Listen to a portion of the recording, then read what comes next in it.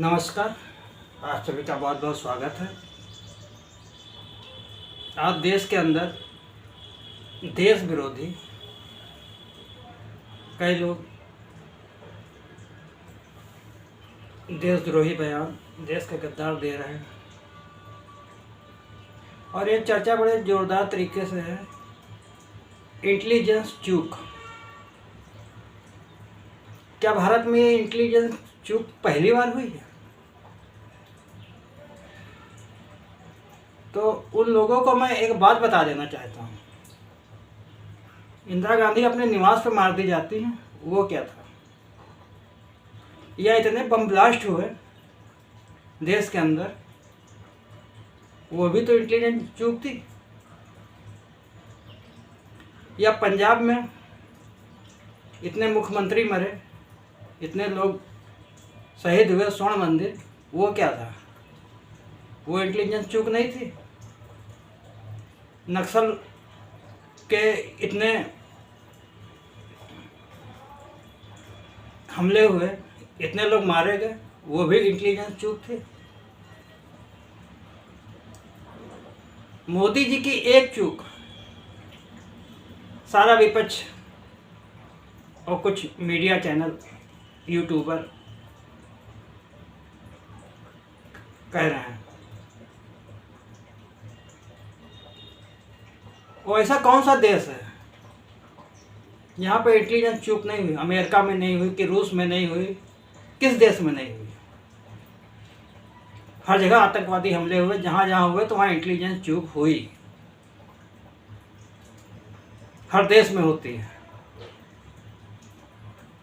क्योंकि इंटेलिजेंस एजेंसियों को, सुरक्षा एजेंसियों को 100 में 100 बार पास होना होता है और आतंकवादियों को 100 में एक बार एक मौका चाहिए होना होता है। ये अंतर होता है, इसलिए चूक होती है, कहीं कम कहीं ज़्यादा। इंदिरा गांधी के कांग्रेस के समय में तो कितनी ज़्यादा चूके हुए, कितने दंगे फसाद हुए, वो तो चूक का पूरा अंबार लगा है।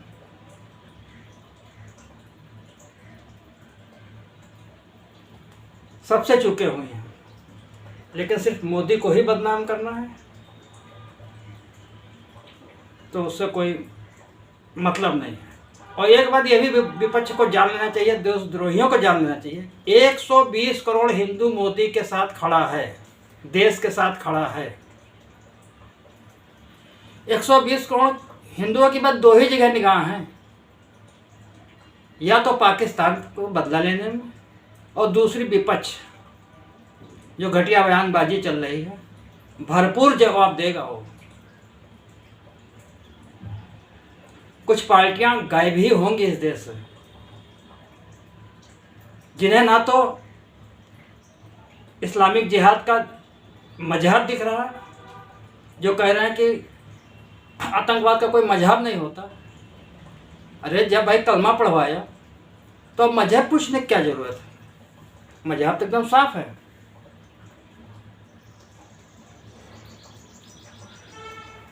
वो तो आपको समझ में आ जाएगा। चुनाव के दौरान 120 करोड़ हिंदू आपको पूरी तरीके से यह समझा देगा कि किसका क्या मजहब है। और पाकिस्तान को धर्म बताने के लिए राजपूत बटालियन गई है, उनको भी धर्म बताया जाएगा। कलमा पढ़ना है कि जय श्री राम बोलना है, ये भी सेना बताएगी, और बहुत जल्दी बताने जा रही है। वो भी उनको समझ में आएगा। और यहाँ वालों पे तो खैर जो स्लीपर सेल के रूप में काम कर रहे हैं, उनके कार्रवाई तो हो ही रही है, गिरफ्तारियाँ भी हो रही हैं। उनको ये बहुत तगड़ा हिसाब उनका भी होगा। मतलब खाते यहाँ की है, राजनीति यहाँ करते हैं, हर चीज़ यहाँ। गद्दारी देश है, देशद्रोही बयान, जैसे नेहा सिंह राठौर 10 धाराओं में, 11 धाराओं में उनके ऊपर मुकदमा दर्ज हुआ है। जो देशद्रोह का काम लगातार वो करती जाती हैं। यूपी में काबा, शर्म आनी चाहिए ऐसे लोगों को। रामजीलाल सुमन क्षत्रियों का धर्म बता रहे हैं, क्षत्रियों का धर्म बता रहे हो, सारा रायता तुम्हारा फैलाया हुआ है। माफी मांग लेते ये सब कुछ ना होता, ना हमला होता, ना कुछ होता, लेकिन तुष्टिकरण की राजनीति करनी है। अब आप क्षत्रियों का धर्म बता रहे हैं। क्षत्रियों का जो धर्म है, राजपूत बटालियन गई है बॉर्डर पे, वो धर्म अपना दिखाएगी। राष्ट्र धर्म उनका है, देशभक्ति का धर्म है, वो निभा रहे हैं। और जो बलदानी कौम को अपमानित करे, राणा साहब को गद्दार कहे, तो ये भी क्षत्रिय इसका भी जवाब देंगे और दे रहे हैं।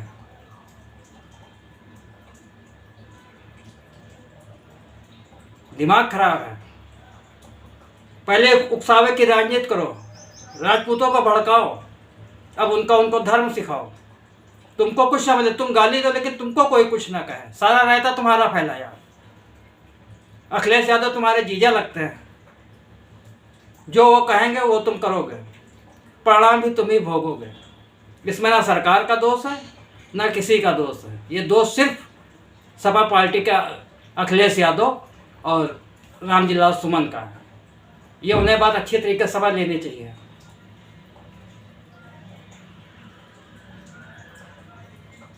सुरक्षा हट जाए तो अभी सब समझ में आ जाएगा क्या क्या आप लोग करते हैं।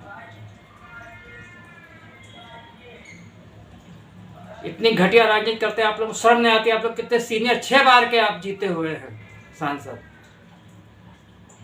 राजनीति करने का यही एक तरीका बचा है कि जात विशेष को आप भड़काएं, पूरे हिंदू समाज को आप कहें। यही आपकी योग्यता है। परिणाम कौन भोगेगा? परिणाम भी आप ही भोगेंगे। राजपूतों की कोई गलती नहीं है।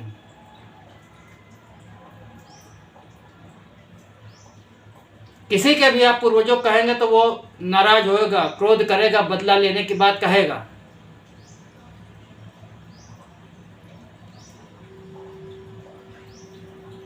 और अखिलेश यादव तो बिल्कुल पागल हो चुके हैं। उनको आतंकवाद का धर्म नहीं दिख रहा, मजहब नहीं दिख रहा। सारे धर्म समझ में आ जाएंगे, सारे मजहब समझ में आ जाएंगे। 120 करोड़ हिंदू सिर्फ यही देख रहा है और आने वाले समय में जवाब भी देगा। कुछ बेवकूफ कहते हैं कि मोदी पानी कैसे रोकेंगे, बड़ा प्रोजेक्ट है, इतनी जल्दी पानी नहीं रोका जा सकता। ठीक है, बड़ा प्रोजेक्ट है, कई सालों में पूरा होगा, लेकिन पानी का फ्लो तो मोदी कम कर सकते हैं। पानी रोक सकते हैं, अधिक से अधिक पानी रोक सकते हैं, पानी का फ्लो कम कर सकते हैं। जब जरूरत होगी तो पानी का फ्लो कम कर दिया जाएगा, और जब नहीं जरूरत होगी तो पानी डैम से छोड़ दिया जाएगा। कुल मिला के पाकिस्तान को बर्बाद होना है, वो होना भी चाहिए उसको। हम बिल्कुल पूरी तरीके से मोदी के पक्ष में हैं। वो ऐसा करें, ख़त्म करें।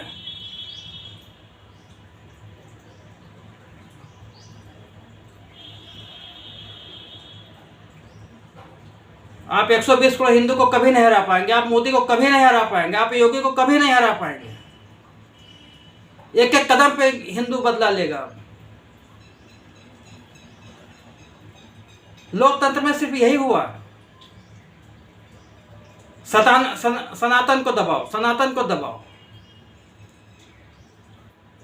आइए, जिसकी औकात हो आप दबाओ आके।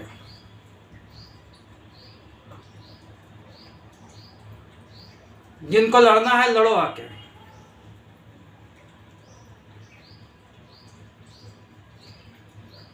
सनातनी हिंदू जवाब देने के लिए तैयार बैठा है, और आपके कहने से मोदी रुकेंगे भी नहीं। चंद मुट्ठी भर गद्दारों को कहने से कोई असर नहीं पड़ता है। जनमत सारा मोदी के साथ है। 120 करोड़ का जनमत मोदी को बार बार जिताएगा, योगी को बार बार जिताएगा। आपकी दम हो तो आप रोक लीजिए। और आप ये जो काटो बाटो की राजनीति कर रहे हैं, इसका कोई फर्क नहीं पड़ता है। और ना आपके ये आतंकवाद का जो आप मजहब सिखा रहे हैं, ये भी आपके सीखने से नहीं हिंदू सीखेगा। हिंदू देख रहा है, समझ रहा है कि उसे क्या करना है।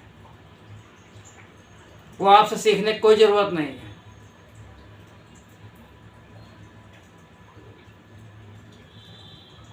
आपको मजबूत जवाब मिलेगा। कई चैनल में मोदी को पाकिस्तान के बंद करने पड़े, यहीं के लोगों को बयान करके ऐड कर करके वो दिखा रहे हैं। एक उसमें नेहा सिंह राठौर पाकिस्तान में एकदम चर्चित हो गई, और भी कई हैं। शर्म आनी चाहिए आप लोगों को।